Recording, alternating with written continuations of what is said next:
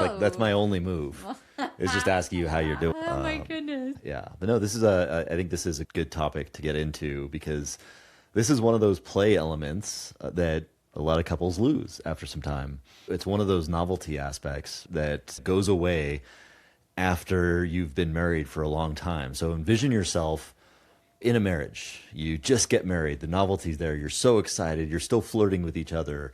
You've still got the wedding dress on, and the honeymoon happens, and then the honeymoon phase ends.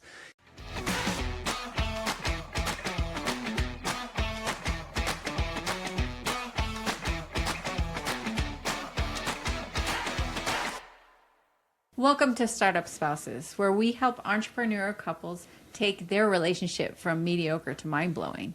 I'm Marie, an intimacy coach. And I'm Adam. I'm a business coach. So today I thought we would talk about flirting. How you doing?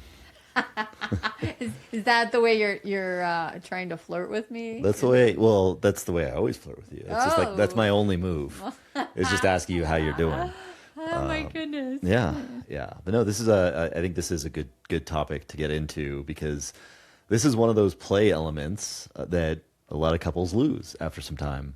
You know, it's one of those novelty aspects, right? That goes away after you've been married for a long time. So envision yourself, in a marriage. You just get married. The novelty's there. You're so excited. You're still flirting with each other. You've still got the wedding dress on, and the honeymoon happens, and then the honeymoon phase ends.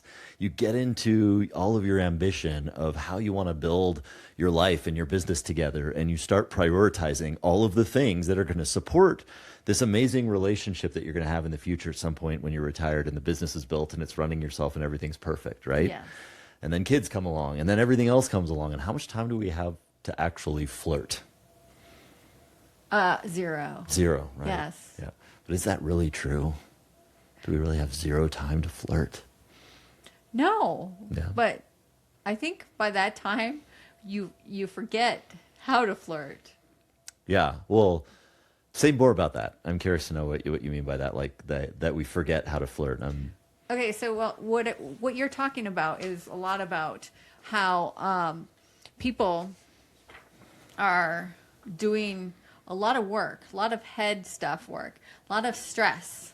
So we're more focused on paying the bills and taking care of the kids, and now we like have to focus on being healthy and whatever other stress that you have in your life. So the last thing you want to do is play, because everything is high alert, high stress. You're looking out for the danger. You're paying close attention to that part of that brain that is determining whether it's your fight or flight situation too.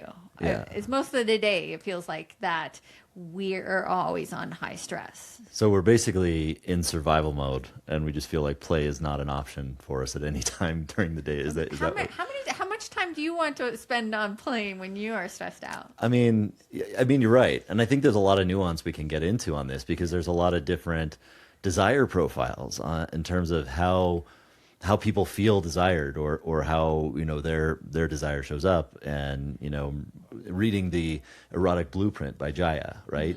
Yes. She talks about certain types of people that are, and how they experience sexuality. Yeah. In that blueprint, when say a sensual, it takes a lot of like switching. It takes a lot to transition from like the day-to-day kind of stuff or whatever you're into something where you are more sensual. Yeah. And that's just with the sexuality part. We're just talking about like even just flirting or play or the things that we do when we first met. Yeah. And I mean, for a lot of us, like we met when we were very young. So how did we flirt when we were 19 or you were 21, but how did we flirt when we first met? Wow. I don't remember actually. I Really? think a lot of it was just basically just I don't know. Like I really don't remember. So it was probably very induced by alcohol, you know. Yeah.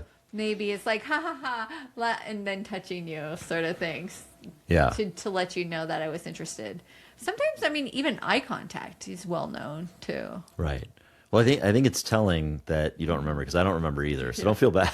I mean, but I know that for both of us, yes, alcohol was very much involved. Yeah. And if I think about it just for myself, even before we met, when I thought of flirting, I thought it was something like kind of like adolescent you do with somebody that you like or you have a crush on, where it's just like, oh, you're so cute kind of thing. Like, there wasn't really this idea that it was like more playful or something that lasted long. It seemed to me, at least from my understanding of flirtation when we were younger, was that flirting was just more of a rite of passage to get into a relationship, and then you're just in a relationship, Yes.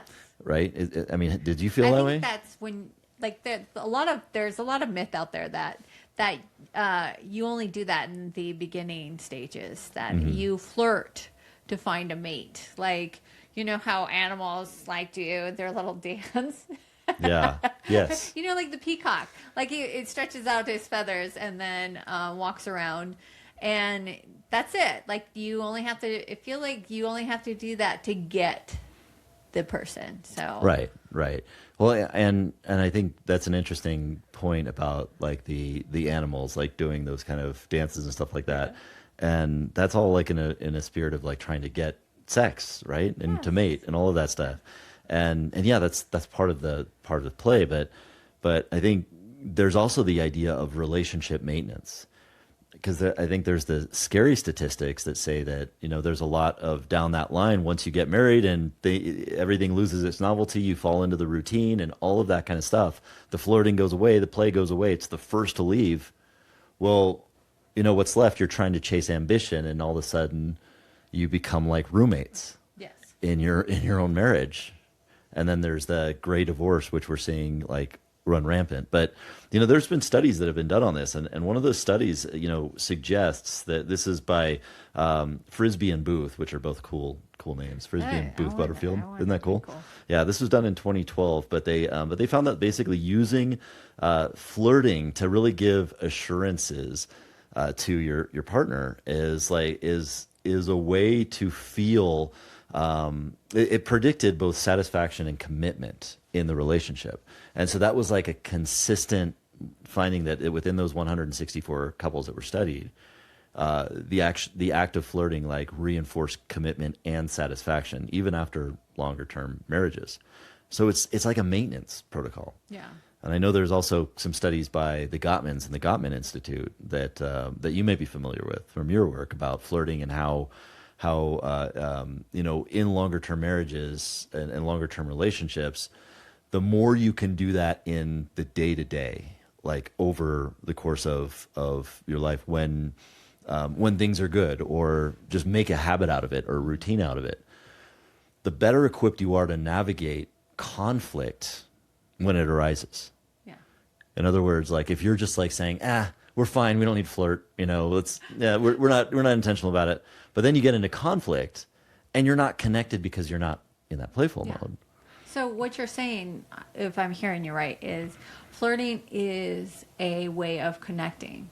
And what is really interesting about that connection is the fact that you're talking about the Gottmans, and it's a bid for connection. So Yeah. they have done studies to show that, like, if you're doing it 86% of the times, these bids for connections, like a smile or a touch or making them laugh or something along that line, Yeah. that your predicted outcome for your marriage lasting is a lot higher. So if you are, I think they did it with like a bird study, like, hey, look at the bird out the window. And if your partner is not responding to that, or they're busy doing something else, Right. the likelihood of you staying married is very low. So Yeah. it's Interesting. like around 33%. If you're not connecting, that is like the idea that you're not going to stay married. So Wow. yeah, so it's really important that we do these sort of bids for connections, such as flirting, and that's why it's so important that we always are in these modes to play. Yeah. And flirting is part of that. Right. Well, it's interesting. So So flirting can save your marriage, is what I'm hearing. I mean, well, That's not our guarantee here. No. right. Yeah, I mean, nothing is guaranteed in life, but there's but the evidence clearly shows that there's like that you're more playful. Now, I guess the other question is, to play the devil's advocate on this, is this just an aspect of like, is the reverse true? I mean, are we just studying the kind of the opposite? And I don't recall what this bias is, but if we're trying to study an outcome that says like flirting is responsible for improving the strength of a marriage, which is what I think we believe, of course, or is it that people who are already in strong marriages are just flirting more?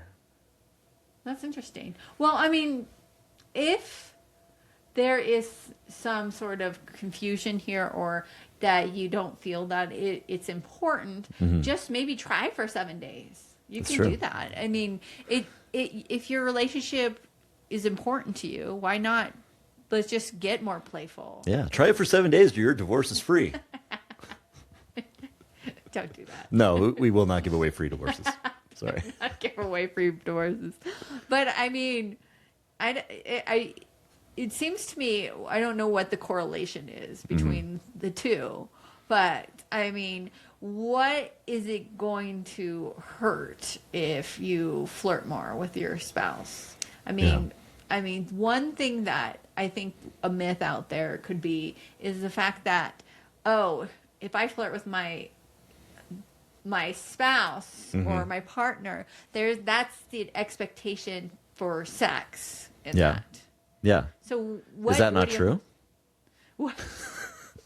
I mean, should we not be expecting? Yeah, I'm kidding. Not the expectations. Right. Well, let's just say, if you're in a relationship and you're always stressed out and you're always like on high alert. Right. So how much likelihood are you going to be wanting to have sex? Yeah, I mean, that's the thing. It kind of goes back to that. We're in survival mode. Yes. And we don't want that. And I think that maybe gets to the Gottman's kind of finding of like, hey, if you're able to like reinforce a behavior on this of just flirting, maybe you're building that connection, right? Then when things do get hard, when you do feel stressed, you're more likely to navigate it during that time.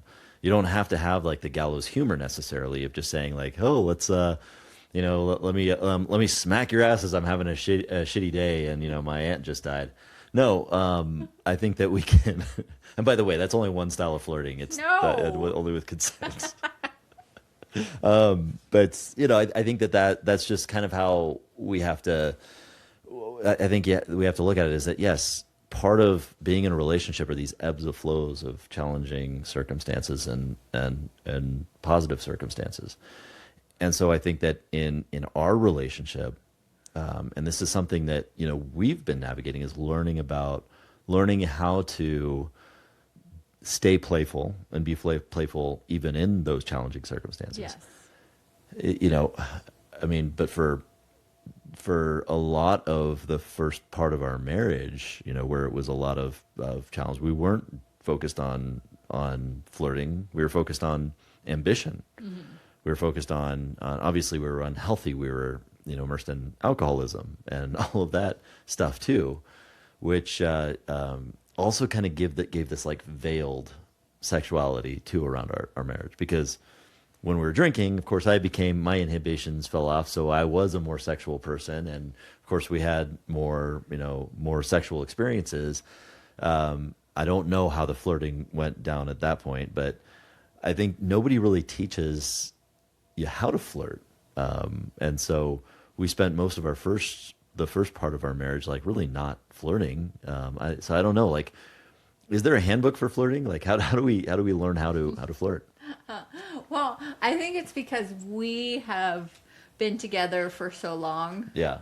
That maybe we've forgotten how to do it, or I don't think that there should be a handbook on it. I think there's the way it's just a way to connect with somebody else. I think that when we are able to let go of the stress in our lives Yeah. and become more playful, that it becomes a lot easier. I mean, you can send a playful text. I mean, even just touch or smile or wink, just these little tiny connections with your significant other is really important. So Right. not really focusing on the how to. It's just going back to how can I connect in a playful way with my spouse. Yeah. Is that Yeah. is that helpful or? I think so. I mean, I think so. It's more of like the handbook that you're talking about is it sounds like it's learning and creating your own, your own rhythm for it. Yes. It's highly individual. It's creative. It's discovering, Yeah. and it's not putting it into a box. So I think that kind of gets to the question of what if there's misalignment there? I mean, what if one partner is flirtatious and the other is not? And how do they balance that? So that's going to create a lot of like tension or resentment or, difficulty or discomfort. Like what then? That gets me really curious. Is the person who's flirting the one who is feeling like they're not getting something reciprocated from the relationship, or? Well, I think I think that you're touching on something that is a question for those people. Maybe my assumption is just like there's too much nuance into it to solve it directly on a podcast. But maybe your answer there of getting curious is the answer that's the answer is Yeah. curiosity. Yeah. Get curious about like, hey, how does this work? Where is this misalignment coming from? So it gets back to open, honest communication. So I feel like there's like this flirting idea, within our Spark framework: safety, play, alignment, rhythms, Kaizen, right? I feel like this is kind of that bridge between safety and play. Yes. Can you speak on that, like as to how that could maybe reinforce safety and maybe prompt or create more safety within the play? I think where if you go back to being safe in a relationship, having that safety, being able to understand and understand that the person wants to connect with you, Yeah. that they want to connect with you, and you can talk about your feelings and you can talk about your relationship and your needs and your wants. So safety is really important. And if we don't have that, that's where the misalignment can start happening in play. If you go from you're just starting to play and you forget about safety in your relationship. Right. Because if we're not feeling heard or seen in a relationship, it's going to be very difficult to play with a person who might have resentment too. Yeah. Yeah. Because if you, it's, it goes back to how can we rebuild the safety in our relationship? How can this person understand that or even the fact that if it's been a long time since you've played, I mean, not many adults play. So if you're going to try flirting and it feels just kind of odd and not it feels not the part of you, like it doesn't feel right. Right. So the best thing for you to do is go back to safety and try to understand where something could be misaligned, Yeah. your trust or feeling seen or heard, or you have to put in the work in the safety, because then it opens that door for play because of all the underlying issues that might be going on in your relationship that some people, and I know this is another podcast, but some people feel like I do everything in the relationship, and I'm always organizing. I'm taking the kids everywhere, and I work, and he just wants to play. And I'm like, I don't have time for play because I'm doing all of this work. Oh, And shots he's doing fired. and he's doing nothing. All he's doing is sitting there and he just wants to flirt with me. That can be quite aggravating. Yeah, yeah. All he wants is sex. Yeah. Yeah. And yeah, even that. It's like I'm on high alert and I'm working as hard as I can just to stay afloat. And then here comes you who just wants to play. It's kind of like, oh my gosh, get out of the way. I need to, I just need a minute to myself. Yeah. Is what I need. Right. To Right. not feel so stressed out. So a lot of that goes back to if there's some misalignment, there could be some misalignment in your relationship where the other person might feel some sort of feeling like that they are holding all of the work in the relationship, or some resentment there too. Yeah. Yeah. So so if there's a misalignment in the flirting aspects, and it doesn't feel like one person's either comfortable to flirt or another person's not receptive of it, go back to safety and figure out how to create that emotional, psychological safety and sit with the relationship agreement for a while and see what that encompasses in terms of who's bringing what. It's all rooted in openness and honesty. That's why safety is that first pillar for us.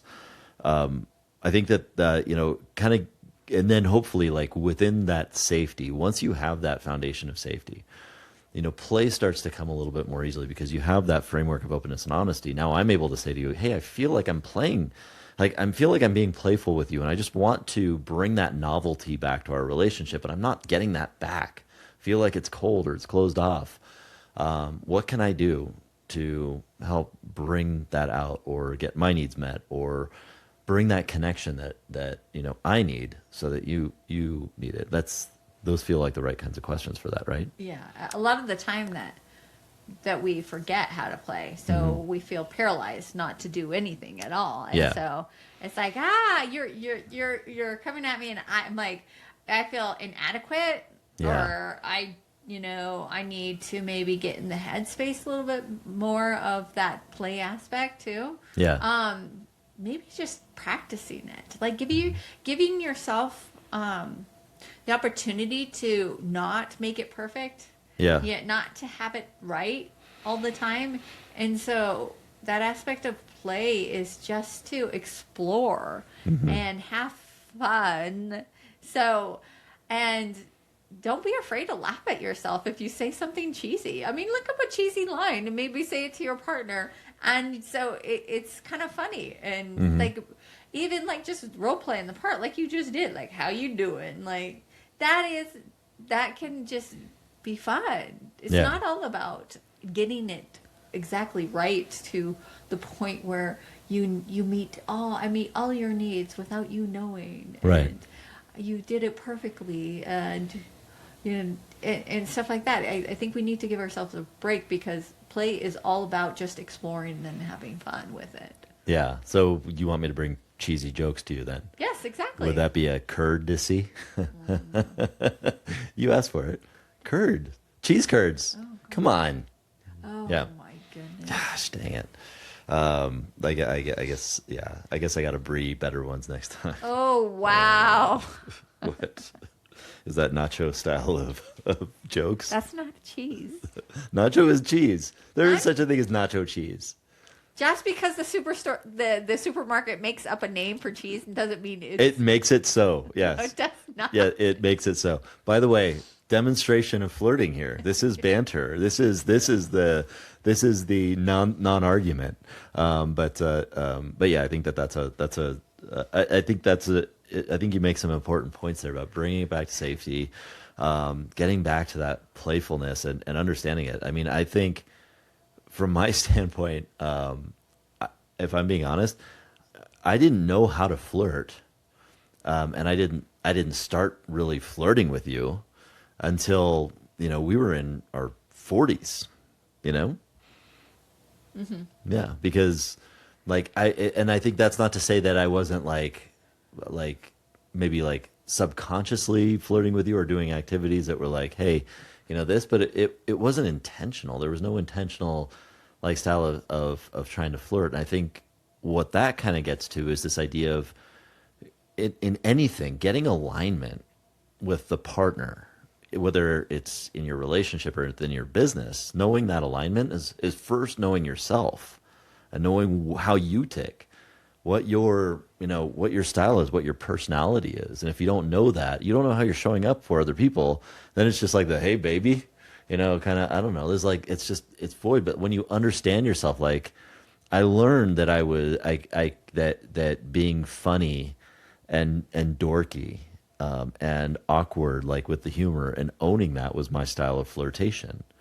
Right. And that just became kind of how I was, because it's like when I heard about it when I was younger, when I thought about flirting, it was like the, hey, how you doing kind of thing. Like, and that's, or the touching, which like I felt averse to because I didn't want to cross a boundary, or, things like that, were not my style. So I just kind of rejected them. And I didn't realize that there were these different styles. It was just like assumed that I would have to show up and like be like suave and totally like have one-liners. Yeah. And that was what but it wasn't like until later that I became self-aware and I started to understand and learn more about myself. And then I honed my craft of awkwardness, which seems to work. So can you speak a little bit more to self-discovery? Maybe styles of flirting that people might have, and how to come up with that on your own. Well, I want to recognize the fact that what you just said about when you're talking to women, then that you have to come up with one-liners. Mm-hmm. And I feel some like some resistance to that, because there's that aspect of maybe being rejected by somebody else. Mm-hmm. That you think flirting styles is, how do I get an in on this person to get them to notice me? Yeah. So you it sounds like that the reason, we try to come up with these one-liners or the best way to flirt so that we can get that person to notice us the maximum amount of time too, and not reject us. So I feel like this aspect of, if we are looking back on the way that we flirt, was this aspect of, how do I not get rejected by this person? Yeah. So I'm going to come up with something smooth or insightful that doesn't sound like me, mm-hmm. but I'm going to rehearse so this person likes me. Yeah. So it seems counterintuitive to the person who you are, and I think that's why there was some rejection there for how you flirt in the past. Yeah. So maybe that's why we don't continue it, because of the fact that, either we don't flirt because we feel like we're going to get rejected, mm-hmm. and because we're so busy and they're not going to notice me trying to connect with them, so I'm not going to flirt. Right. Or there is that, I don't have to, because I already have this person in my life and I have 10 million other things on my plate to go through. Yeah. So I think the most important part about flirting is just to start simple. Mm-hmm. Start simple again, like smile at your spouse. Yeah. I mean, like I'm smiling at it right now. I love to do the overemphasis on winking. Yeah. Yeah, like super awkward. That's hot though. Yeah. I'm a touchy person, so I'm like, even if touching's not your style, you can go, can I touch you? Mm-hmm. Okay, thank you. Yeah. See, and that's like an obvious form right there. And I think that as you get attuned to it, like as you get attuned to the idea of like being intentional about this play and knowing what your style is so that you can be fully embodied in it, and then knowing what your spouse's style is, mm-hmm. you can be more confident in that. Mm-hmm. And because I think that there's more, there's kind of this additional idea that if you're not intentional, if you don't kind of talk through it and get aligned on that, one of the other challenges is that you may be flirting with your partner, and it may either be not recognized or it may be misinterpreted. Yeah. And here's like an example of how that's happened for us is like I mentioned that I'm awkward humor, right? If you're more attuned to the idea that, well, what I think of flirting is when they're directly coming on and they're touching me and you know they're giving me the winky eyes and stuff like that. Well, then me coming in awkwardly saying, "Hey, you want to hear a cheesy joke?" You know, that doesn't seem like flirting. So you may feel rejected because I'm not doing that. Or in return, like your style of flirting, which has been, you know, well documented, is sarcasm, Yes. right? So if I'm going to tell you a cheesy joke and that's my flirting style, and you come back with sarcasm and say, "Did you find that one at the Pun University, dork?" And I would, oh, and then like I don't know that's flirting. I'm gonna be like, wow, that was a massive rejection.